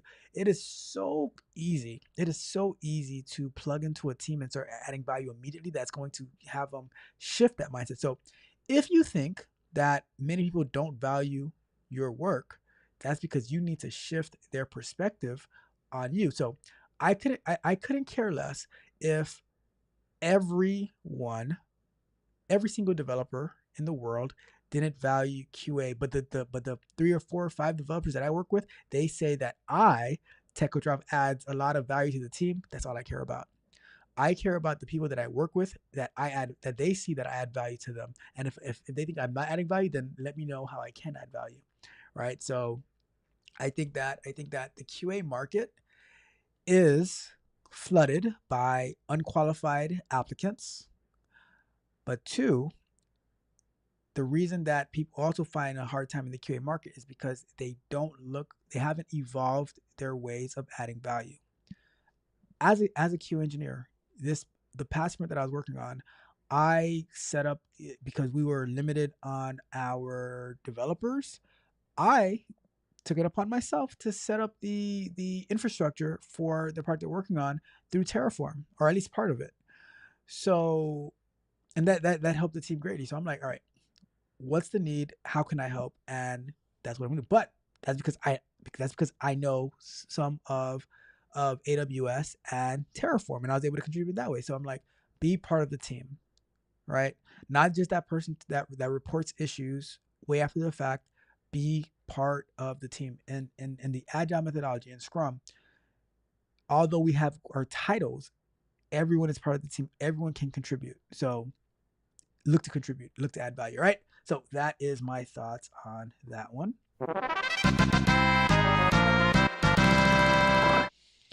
All right, let's get back to the chat and see what we got going on. Abdullah says, are DevOps and cloud engineers so interconnected that one can work in both roles, or can someone focus solely on cloud engineering without diving into DevOps?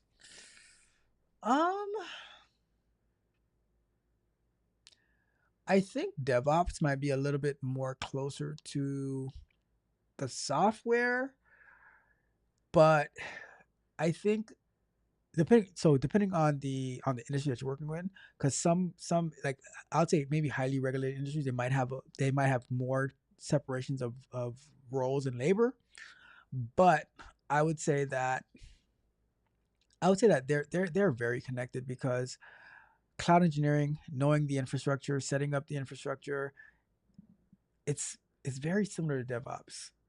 It is very very similar to DevOps. I don't think they're that far apart. Um, Thinking about cloud engineering, you're going to be using the different cloud platforms, but DevOps knowing how to deploy software onto those platforms. So I would say I think you need to do some more research on it, but I'd say they're very very they're not that far apart. I'll say they're not that far apart. All right. Let's do. Let me see. What's the next one? Let me see. Should we go to one more question? Let's do one more question. We will do one more question. Let's see. And Favor says there's definitely ambiguity. That's what I'm thinking, right? They are very closely related, DevOps and cloud engineering. I think cloud engineering is just a prettier name. Let me see. Let's do a quick look up. Let me do a quick look up. Let's see. Difference between DevOps and cloud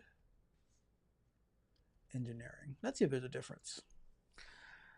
While there's considerable overlap, a DevOps engineer focuses on automating and optimizing the entire software development lifecycle from development to deployment, whereas cloud engineer specializes in designing, implementing, and managing cloud infrastructure. DevOps is more about process and culture, while cloud engineering is about the technology and platform. So basically, they're the same because so DevOps engineer is not necessarily going to be doing the deployment or the development, but they'll be responsible for the deployment of the development.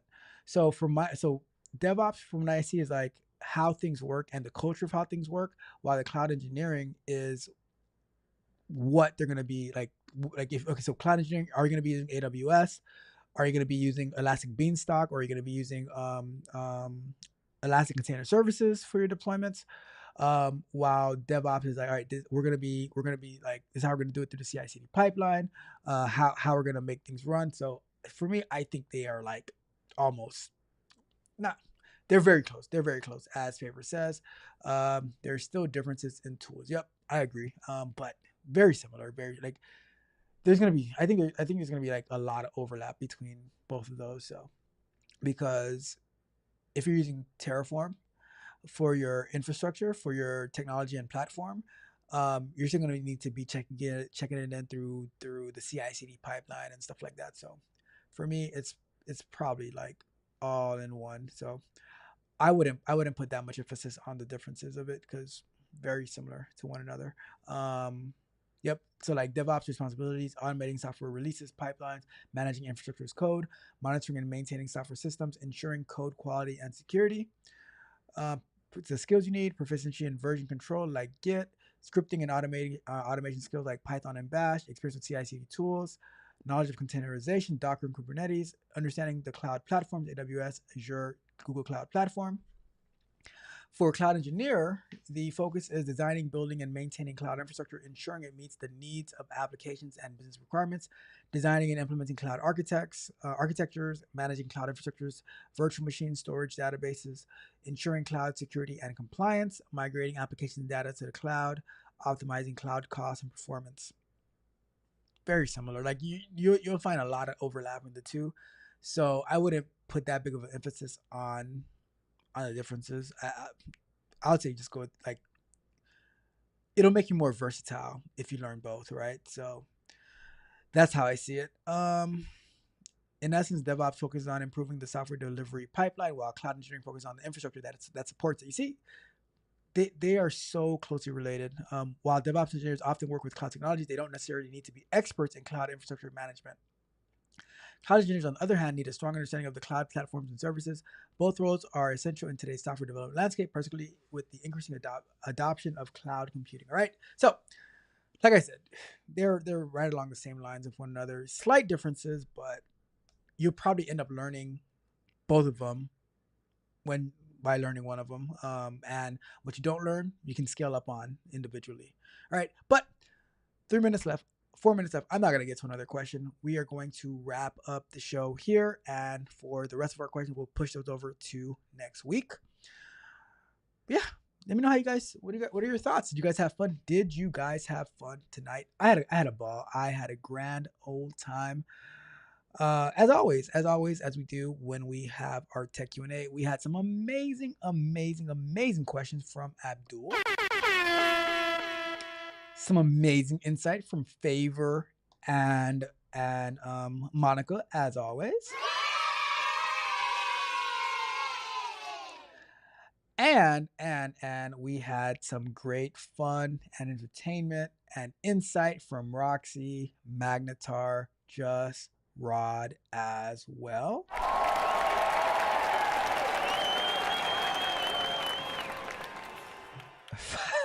$5.80 Magnetar. You guys are so bad. Anyways, I appreciate every last one of you guys. Thank you guys so much for tuning in and allowing and spending your evening with me as I answered your questions. And remember, tomorrow morning we're going to be working on our large language models, and at noon I'm going to be showing how you can upload to S3 cloud storage through the AWS CLI. And then Thursday night we're going to be going live with some ethical hacking. We're going to be continuing finalizing our port scanner unit test, all of that good stuff. All right. But that is it. On our way out, do me a big favor. Like the video, share the video, subscribe to the channel, hit the notification so you know every time we go live and drop new content. TechCoachRep.dev, sign up today, get access to exclusive content. And if you are a content creator or interested in being a content creator, fill out my questionnaire. I'm gathering data as I expand out my content creation workflow assistant. All right. And we have, on our way out, we have Abdul with the rose, the heart, the clapping. Thank you so much, Abdul. Thank you for tuning in as well. Truly appreciate you. Monica says, fun as usual.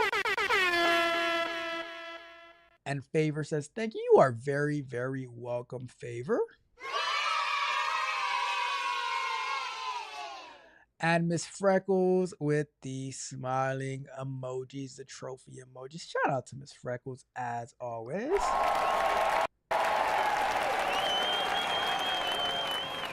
And Maggie says, that's cool. I'll just call my friends at TSA and have them not let you through the gates. Oh my goodness.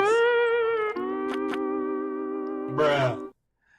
All right, we are out. Rox says good night to all. Good night to all. For real, you guys have a wonderful, wonderful night. Thank you guys so much for tuning in. I will see you guys in the morning as we get jiggy with our large language models. TechCoach, we are out.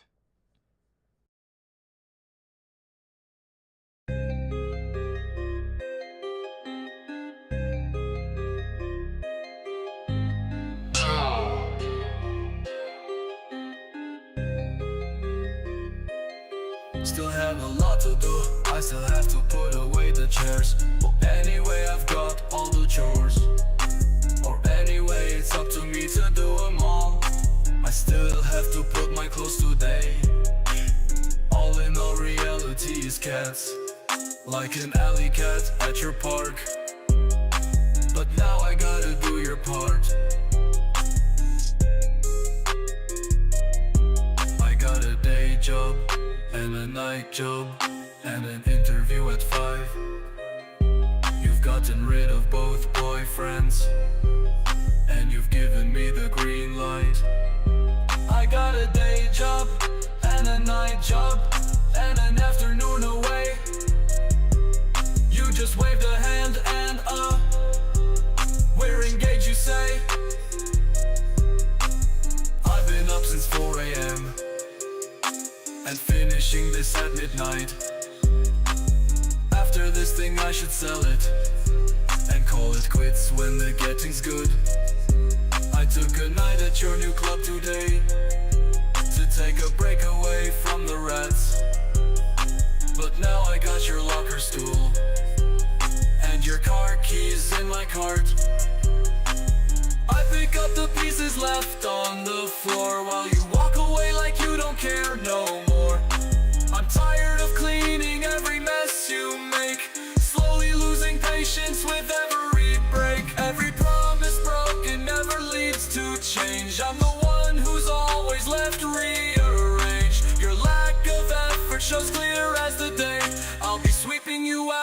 I find my way. Hey, hey, I'm the cleanup crew, fixing your mess just like it's new. Hey, hey, won't be here long, cleaning house, I'm moving on. Watching you take credit for the work I do, every single task I pull double through. Your empty words no longer faze me, soon enough your history, just wait and see. Where's the spark, the dedication gone? I'm carrying weight, dragging us along. No more excuses, your time is past. This sweeps your fate, I'll make it last.